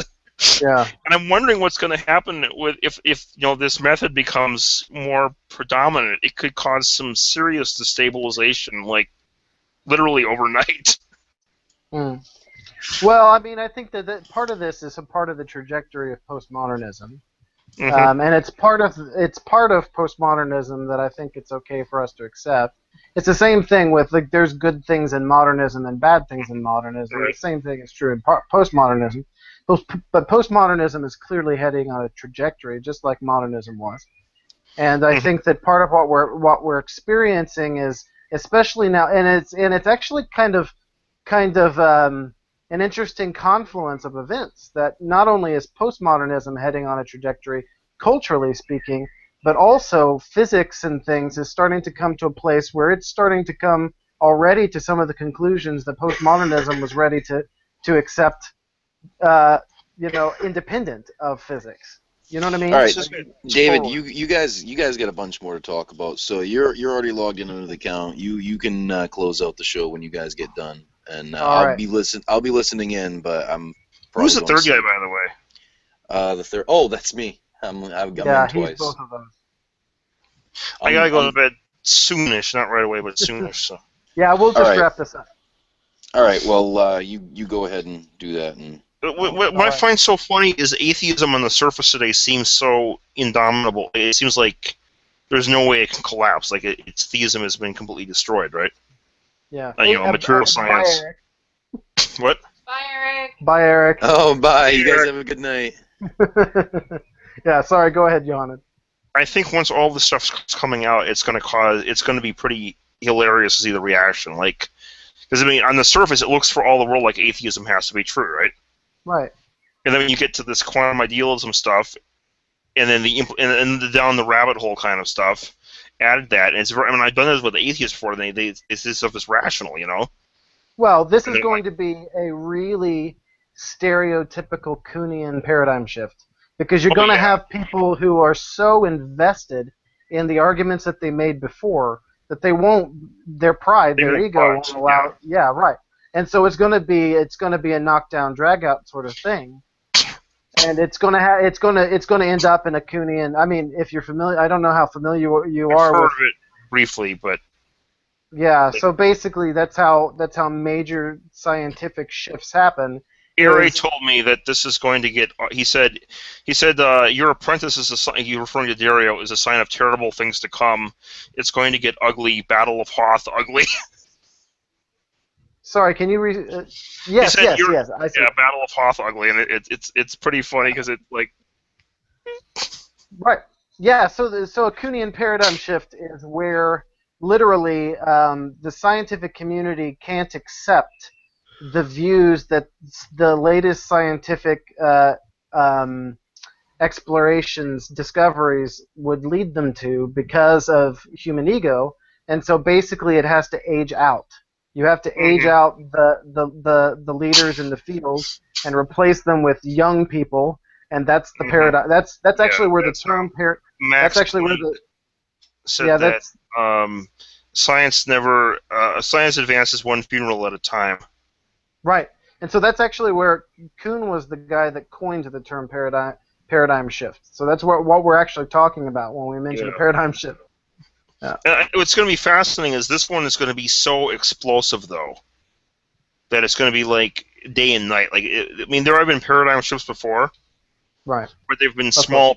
They've been paradigm shifts that oftentimes the people from the previous paradigm could, under some extreme circumstances, change their minds, right? But this one is going to be it's going to be very rapid, much more rapid than other ones, and it's going to be highly explosive. Do you think even more rapid than the Enlightenment? It'll probably happen with the age of the internet. It's like going to happen in 10 years, 10 to 15 years. Yeah, I guess you're right, because the speed of cultural change has been speeding up. So I mean, it's just so radical. Tom Campbell pointed this out, and the guy from My Big Toe, this guy that inspired the digital physics argument.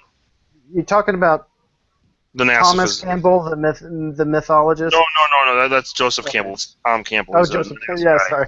The physicist with the whole virtual reality stuff, and he's saying that this stuff is going to be the equivalent of like 100 hydrogen bombs being dropped on society, like the social equivalent of 100 hydrogen bombs going off. Well, and so that's potentially socially dangerous. But yeah, it's going to be hilarious to watch, though. I mean, it needs to happen because what we're seeing right now is this whole materialistic paradigm is really destroyed. I mean, the secularism thing is turned into just look at the whole gay marriage thing. It's gone beyond that now, to where they're teaching kids all kinds of insane things in school, and every manner of. Well, so one of the things that makes one wonder is if there'll be a flip-flop in acceptance of intellectualism, because you'll have on the one side people who are now going to be like, okay, you don't want to buy into what science is saying because it leads to theism. That'll be hilarious. I've gotten that small case with some atheists already, but it's going to happen so rapidly that like for political reasons, we don't want to buy this because it's socially dangerous to our new secular paradigm, right, which was supposedly motivated by science in the first place. And it's going to be a rough ride. There's going to be a lot of angry people, let's say. I mean, we talk about liberal fundamentalists, but this has a chance of instituting a new era of conservative atheism, which is kind of a misnomer today. Yeah, they're trying to conserve their secular paradigm, which is exactly. And what's funny is, right now I'm poised here to get Jordan on spirit science, right? With the whole give him like I mean, that video. I mean, he's had kind of. I don't want to diss the guy, but he's kind of had not the best physics on his channel for a while, right? Mm. Well, and he came to me asking for help with physics, and I'm like, I'm going to be more than happy to warm him up to the teeth with this stuff, Yeah. And so I'm going to give him the toys to blow. I mean, I can imagine like a title like Mental Universe Confirmed Quantum Gravity Breakthrough shows that space-time emerges from integrated information, or a conscious state. And I'm sure with a title like that, it's going to go viral real fast, right? Especially given that he has a crowd base of 500,000 subscribers, and on average his videos get 100,000 hits a video, right? Right. That's going to be an explosive title. That's going to be spread. I can imagine that being spread by each person that watches it, spreading it a couple times, and then getting spread some more times, and could very well get like 1 million hits, within a week, right? And then it could grow from there, depending on how viral it gets. It can grow from there. And the funny thing is I've just used my Principle of Gender video, and I'm giving more talks at Loma Linda in the next couple of weeks. Not this week, but the one after. I'm going to start giving talks. I'm going to produce the gender model, which explains the idealist basis for sexual morality. Right. Including why homosexuality and transsexuality are wrong, because they're syntax distortions within consciousness. And it's going to be funny to watch this, because it's, it follows very logically once you start with the whole idealistic free. You watch those two videos, and people told me these are quite solid arguments. And you won't, if you're a materialist, you'll just see them as, it's just utilitarian, there's no harm done, so there's no big deal. I just, inverted the entire paradigm on how they view ethics, and then how they view gender and gender relations, and suddenly explosion goes off, and So they're going to be very unhappy. My question there is that there is, I mean, even before that, you have an argument on the subject of homosexuality from a Christian perspective. Mm-hmm. In which you could say contextually there's nothing immediately wrong about homosexuality, but that the wrongness of it is on the level of the same sort of level that you have the wrongness of the world when you have just suffering and things in general. You have broken things, and that doesn't necessarily that doesn't mean necessarily it doesn't necessarily implicate personal moral guilt. Well, it's not wrong to have it, right? Like, it's an unfortunate thing to have it. It's wrong to act on it, but then again, everyone has some kind of distortion in their consciousness. Right. Yeah. Act upon it. So it's okay. So I didn't know at what level you're interacting with that. Are you talking about it's necessarily personally ethically wrong, or is it just cosmologically wrong? It's both. It has to do with how the person relates to the whole. Basically, that's the whole Principle of Gender thing. It's the cookie cutter stamp out. It has to fit with the mold that it fits into, basically, and it's a. No, I mean, you know what I mean, like where we operate in sin all the time. Well, I guess I see what you mean, but yeah, so it's yeah, but it's no more. I mean, other people, I sometimes have anger issues, right? So it's like, that's also due to some kind of distortion in consciousness, which is, it's wrong to act on that, though I do sometimes anyway. So it's a matter of, it's like although that. that's more deliberate. Let's be honest. Yeah, it's more, but no one gets hurt really. It's all online, and I get angry with people, and so. Right. But the thing is, and there's an ethical subtlety there, in that we're dealing with people who haven't consciously selected, chosen to be attracted. In fact, we're talking about people who, if they had the choice, if they could make the deliberate choice to be attracted to a gender, they would take the easy way, rather than be rejected by their family and friends. Oh, you know right, what I'm saying? right. Yeah, they would, but they can't. Oh, yeah, okay, so basically the orientation itself is just a matter of that's through the fallen state. That's not their fault. It was, and that's also the other thing is a lot of that's what I mean when I refer to personal moral guilt. Yeah. It's not their personal fault. There is a problem there, but it's not like it's not exactly. And that's the whole thing, actually, of why God doesn't judge people for for wrongdoing, is because they're They're literally, I mean, literally, quite literally, fragmented programs. They can't act good until their privations are fixed. Right. That's the whole Shatter the Vessels thing with Kabbalah, where it's broken consciousness units, right? And so the reason they can't do good is because they don't have what they need to do good, and so it's not a matter of, I mean, that's basically the basis for all sin. Actually, it's. Yeah, actually, I've spent quite a bit of time thinking about the ethics of sex and gender, and I find a really interesting thing about it. And this is where I think that even heterosexual sexuality is usually wrong, like in the sense that the two of us are talking about cosmological wrongness, right? I actually get into that too in my model, where I have anything outside the gender pattern, which is marriage, basically, is wrong. But they're different kinds of wrong. They're like different.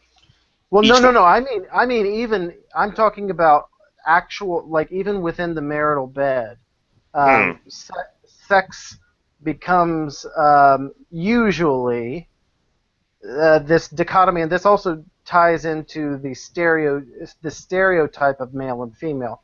So the one being I want to have you, and the other being I want you to take me.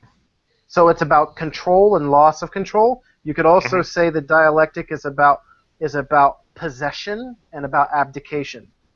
And right. so that goes to very deep psychological themes where I have to control. The esoteric explanation for marriages, right? Not sure. The two fragmented parts, they're in a state of ego, as it were. They both die as individual units, and they merge into a single whole, basically. Because literally the two become one. And so, it's both a matter of control, but also submissive, like, giving up, because the idea is to merge the two into a single unit, and you can't do that if the two are still individual units. Right.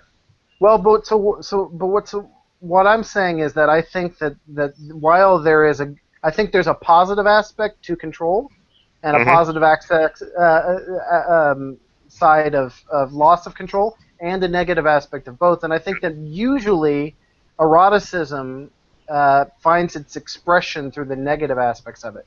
So it's about manipulation. It's about control. I want to have. It's not love. Right.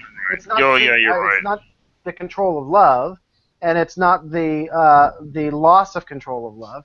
It's the possession of sin and the abdication of sin. So I don't want to, and we fetishize what it is that we sinfully desire most. And this works out in all of human life. You have the classic, the expression, the metaphor of two different ways of sinfulness in the demon and the beast. So you have the demon, and the demon is all about controlling, and it's about securing for himself. And then you have the beast, and the beast is about abdication. It's about loss of control. It's about, I don't want to worry about it. This is too much for me. I can't stand my subjectivity. I can't stand being an agent. I'd rather be a table. I'd rather be a dog. I just want to allow something to control me. So I allow my animal, my beast, my flesh to control me. And so you have these two different approaches, and we all live in both streams, the demon and the beast. One is embraces its subjectivity. That's the demon. One rejects its subjectivity, but neither one of them are ultimately healthy. And so I see the same thing happening in sexuality, and I think that we fetishize those two things, the demon and the beast, and this works out in most of our eroticism, and I think that's broken. And I think even in the heterosexual marriage bed, by default, we're all sinning in that. And it's not necessarily an issue of personal moral guilt at that level. I think that we're dealing with this, as we say, Christianly in the Christian mythology, a fallen world, and it's not ideal. But I do think that Christians have the opportunity to fetishize giving. Right? I think we can fetishize something good, potentially, but that becomes a spiritual discipline of sexuality. A spiritual discipline of sexuality. Yep. But anyway, these are things that I've not heard anyone else talk about, but I think they make sense, and I think that we could probably save all of this subject up for a later discussion, a later broadcast, because more people will want to get in on this subject, and I certainly have more to say. I'm really curious to see what happens when I release my lecture, because I mean, it's probably going to be explosive in some ways. Because I mean, I have an actual model now. I'm explaining very clearly. It doesn't work on dualism or materialism. You will not see how you'll be blind to it outside idealism. You put idealism in, and suddenly the whole thing comes on. It's very like crystal clear. It's literally, this is ego consciousness. This is not ego consciousness. It's a very like mathematical way almost. And it's like, whoa, all lights turn on. You're like, wow. Right. Yeah. So, well, anyway, I think that we need to wrap this up. We do. I gotta get to work, so in the morning. Johann, it's been wonderful having you. Thank you for joining us. I hope that you'll become a regular. I think that you'll enjoy some. Chat? I'm sorry? Are you in the idealism chat? I'm not going there as often, so. You mean the Facebook groups? Yeah. I'm in most of the things that Justin is in. He's added me to. Okay, cool. There's idealism chat too, but that's cool. Yeah. Yeah, I'm in several idealism Facebook groups. I'm not in an idealism chat. If you mean like a Facebook messaging private chat or a Hangouts chat. Yep. Yeah, I'm in the groups. I can say that I'm more on the philosophy and theology side and psychology side than I am on the scientific side, but I am intrigued in them, and I'd like to stay as up to date as I can be without dedicating all of my time to them. Yep.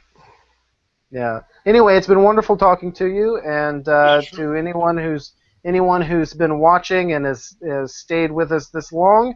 Well, we thank you for watching, and we hope you found this interesting, and we hope you'll dialogue with us on our Hangouts community group, the Wandering Pilgrims, and to all of you in the U.S., have a good night. It's actually morning time, just before 5 Eastern Standard Time. For me, I'm in Singapore. It's just about dinner time. So, Singapore, you can see Drew out there, baby. Yeah, we live not far from each other. Oh, you see him then? So. Yeah, we've met. Mm-hmm. Yeah, I've not had a lot of conversation with him, but we've met. Yeah. That's cool. Yeah. All right. Well, have a good morning. Yeah. See ya. Bye. Yep. See ya. Bye-bye. Bye, everybody.